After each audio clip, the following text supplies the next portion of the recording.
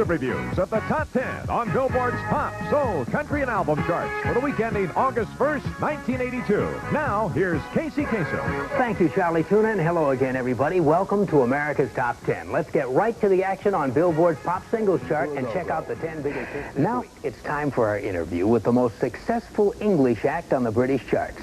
His name is Cliff Richard. Here in America, Cliff Richard's chart success has been relatively modest, but in England, only an American named Elvis Presley has hit the charts more than Cliff has. His career goes way back to 1958, when American rock and roll first began to take hold in England. And as Cliff Richard remembers, American rock was like a godsend to the British youth.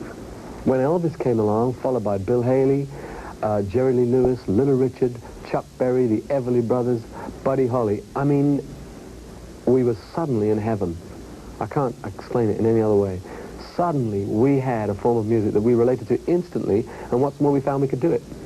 We could actually do a pretty good simulation of it back home. Cliff Richard first charted in 1958 with a #2 hit in England called Move It.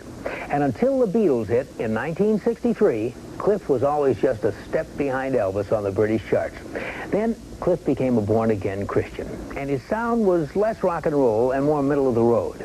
And he says the change caused a real crisis in his career. A lot of the times the public, they want to hold you into where you were. I mean, it was a dangerous period for me, that Beatle period, because I was middle of the road, and that's where I could have been trapped. People could have said, oh yeah, Cliff Richard, he's the one that sings those little gentle ballads or those funny little European songs. It could have happened that way, but I managed to break out of that bag.